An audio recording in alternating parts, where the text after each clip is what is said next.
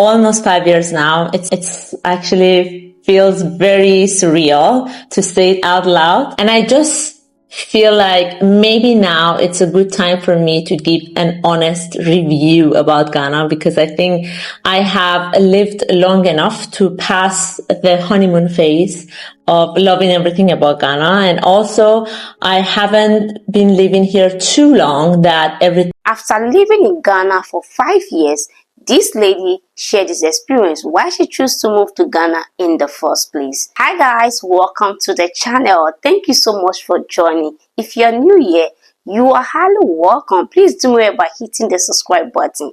For my returning viewers, I'm an amazing subscriber. Thank you so much for always coming back. This lady is married to a Ghanaian and decided to relocate back to Ghana. How I ended up being in Ghana. It was never my intention to actually move to Ghana. I always knew I have to come here because my husband is from Ghana, and I knew that eventually we will come here to visit his family or to come for a vacation, because we both were living in China and we both didn't really have a plan of relocating to Ghana. But everything changed when my husband decided to come back, and the year followed by that, I decided to visit him. And then I visited, and I mean, so many things happened, but long story short, I decided to stay longer than 2 months that I initially planned. Then we started our journey of living here. So because I never really thought or planned of living here long term, I came, I guess, with a really open mind of really trying to explore Ghana and really trying to see what this place is about. And honestly, I would say the first 2-3 years, I was really in this honeymoon phase. I was in this phase where everything was nice, the food was nice. I mean, the food is still nice, but like it was more nice. Everything was sweet. I don't know how to put it, but everything felt really sweet. Until like some reality started hitting me. And I feel like now there are some conclusions that I've gotten to, and I think, so here are my honest, realistic observations that I've made over the past 5 years. First, never ever challenge or be rude to police officers, military officers, immigration officers, and number 4, elderly people. So when it comes to policemen, soon after you move to Ghana, you realize that they are different from what you imagined of a police officer. When it comes to police officers, you have to learn a whole new language. What I mean by that is that when they stop you and they ask for your documents, there's a whole different way of approach. Like, it's not like, okay, so these are your documents, you have your license and whatever, you can go or you may not go. It's more of like, you have to have a conversation, you have to have a smile on your face, you have to, like, have the conversation going. Otherwise, things can really not go well. Immigration officers and military officers. I think like any kind of civil workers in Ghana, they know they have some sort of power over you, especially if you're a foreigner. So there are people who are going to abuse it, and there are people who won't abuse it. But then in case you run into someone who's going to abuse it, there are again ways of going about it. So like where I come from, let's say I would just go like, hey, according to what law or what your regulation are you telling me that I have to pay this amount of money to get my visa done? And that's the wrong way to do things here. You have to kind of be like, oh, so how can we help each other?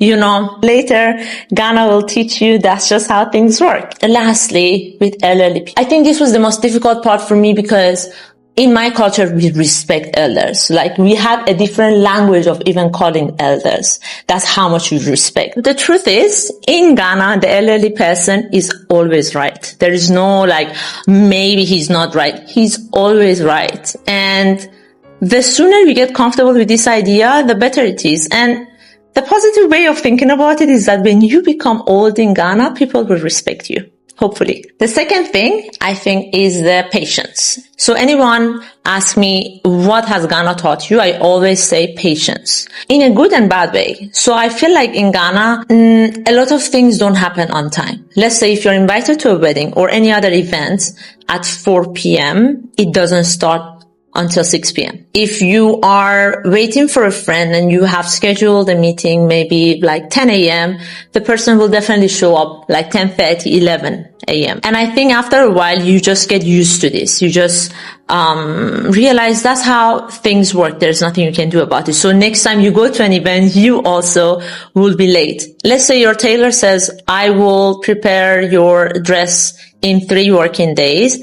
That means he will make it done in 5 working days. The driver says, I'm on my way. I'll be there in 10 minutes. Expect 20 minutes. I feel like it's an unwritten rule that all Ghanaians know. So when someone says, oh, I'm working on it, it will be done in like an hour, they know that it's not an hour. Like they're okay with it. Number 3 is the language. So as you may know, in Ghana, there are so many languages. The official language though is English, and most people can speak English. But in my case, I have not been able to learn a lot, but I think I've gotten to the point that I understand. This is a very hard truth, but in a lot of cases, if you're a foreigner in Ghana, people are going to talk about you, and in so many cases, not in the best way. I don't know. I just feel like sometimes people find it funny that you don't understand the language, so they might say something that is in their mind. Just laugh among themselves, not with a bad intention, I would say. But I mean, of course, it's hurtful. In my case, it had worked a lot of times when I understood what the person says, and I just confront them like, hey, ha ha ha, like I understood my trees like kakra kakra, but I get your kakra, right? In the previous points that I said, like having a sort of interaction with civil workers, like let's say policemen, some of the Twi words will really come handy. Let's say if you know what you did was wrong and the policeman stopped you, something like facheme, me pacho facheme, right? Which is like, oh, please forgive me, would really suit the mood. And the policeman, in most cases, would be like, okay, but like, don't repeat it again. You are somewhere, you're late, and the person is like taking forever to do what they're supposed to do. You can just, oh, me pacho, my late, right? And the person will be like, oh, so you speak Twi.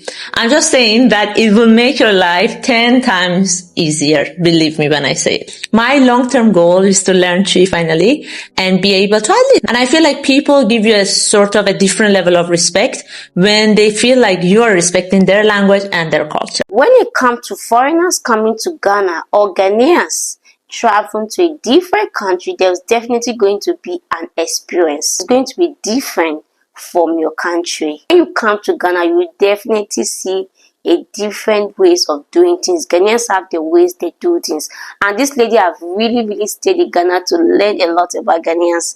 Yes, she shared a lot of experience about how the police service treats you, how you're able to talk to them. She shared those experience and a lot of experience she have here in Ghana. When it comes to Ghanaians, one thing I think that is the most keyword, just be patient. They like people that are very patient and people that are respectful, especially when you come across the police service or you find yourself in any situationship in Ghana. All you need is to be calm and be respectful. That is what I've learned so much in Ghana. Ghana have taught me how to be patient. One thing that I've learned so much is how to be patient when doing things. When it comes to dealing with Ghanaians, you have to learn how to be patient. Yes, even though sometimes you are doing the right thing, you think what you are doing is the right thing. When it comes to Ghanaians, don't prove points. When it comes to the police service, especially the police service department, don't try to ask that you know it. That is so. If I come across the police service, maybe they are doing checking points and they stop the Uber I'm in, and they say, "Oh, please, can you come down from the car?" Respectfully, just come down. And when they say, oh, can you search your bag? Just open the bag for them and that is it. But when you're trying to prove a point to them that, oh, why do you want me to open my bag? Hey, they will really deal with you. Ghanaians, that they will deal with you to the point that they will let you know that even though you feel that it's your right, you have no right to disrespect them. That is one thing when it comes to Ghanaians police service. Be respectful. Put a smile on your face. Just try to be sociable. When it comes, just be free. So when you act as if you know it all, not in Ghana. In Ghana, yeah, they don't have class. One thing about Ghanaians, you can have your money, you can have whatever thing you think you have. You cannot come to Ghana to show them all those things because it does not matter. Nobody care about what you have. So just be humble. If you have been watching my video for months, you remember I did a video when I was talking about how I went to the market in Ghana. I was filming the things I was buying. Some Ghanaians walked to me that, oh, I don't have rights to film the things. I cannot film the market. I am not a Ghanaian. I can't do this in their country. Ghanaians always want to defend that, oh, this is my country. You cannot do this. I did a video about that. It was a lot of back and forth on the market. But what I did is that, despite the fact that I can literally stand on my ground that I'm not going to delete the video, we have to go to the police station and all those things, I can do it. But I just said to myself, it's not my country. Fine.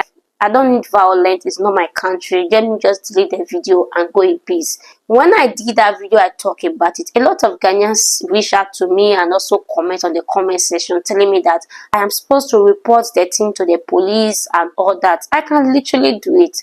But I don't want to see myself from the market. I'm not going to the police station. That was not my intention. I was just going to the market to buy food stuff, to buy things I needed. So I can't see myself because of videos going to the police station and fighting. So I just let it slide. I deleted the video and go my way in peace. So sometimes the foreigners come to Ghana, they have different experience and how Ghanaians have treated them. Even the ones that just come a week, 2 days, they definitely have experience about Ghana. My name's Mary. Mary? Yeah. So where are you from? I'm from USA, California. California, USA. Wow, that was great. How long have you been in Ghana? Only 2 days. 2 days? 2 days. You just came 2 days ago? Yeah. Wow. You are welcome. Thank you. So is there anything you can tell us about Ghana that you have witnessed or you have experienced since you entered Ghana? Is there anything that special about Ghana? Yeah, we went to the Homowo Festival. Where? Homowo? Homowo? It's a festival. Okay. Festival, sorry. Yeah. So how was it? Like Was God it okay? People, right? God People Festival. It was amazing. There was like a speaker every 5 feet, music, sound system, and like so much good energy. People dancing on the stage, and then they call you in, and you start dancing with them. Did you dance? Yes, So you really enjoyed it? I loved it. And then they sell sugarcane and fish, and so like every family has their sound system. Yeah. So cool to see. Whoa. It's the best street festival I've ever been to. Really? Yeah. Wow. Don't you have something in USA? Sort of some festivals, but not. The music isn't as good. There's not that many people. It's less lively. Okay. You're welcome. So how long do you plan to stay in Ghana? For like a week more. A week more. Wow. That's good. But one thing is for sure, when foreigners come to Ghana, they have a different vibe. They love the country, the music, the culture, the people. It's a different adventure for any foreigners who come to Ghana. Definitely learn something about the people, enjoy the way the people do their things, the way they respect, especially how Ghanaians use the word please. Ghanaians use the word please a lot, and that thing, I begin to do it a lot now. Even I literally use the word please a lot now, to the point that even when I'm chatting on WhatsApp or I'm sending a message, I use the word please. Oh, please, have you received the money? Oh, please, have you seen these things? It become a norm. When I went to Nigeria a few months ago, my family actually see the difference. Like, they were like, hey, you are speaking like Ghanaian. Oh, Ade. I will be saying, oh, Ade, why? Why? I started to say those things, and they were like, oh, Charlie, this your Ghanaian there. It is sweet you pal. Sometimes I speak the Ghanaian pidgin for them. We'll start be laughing. We'll be doing comparison.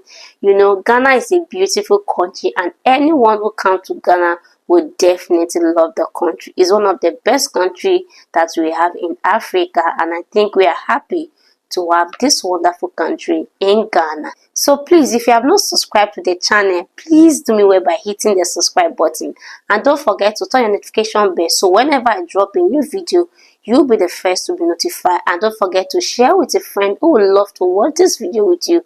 Drop your comment below of what you think of the video, and I will see you in my next video. Bye for now and stay blessed.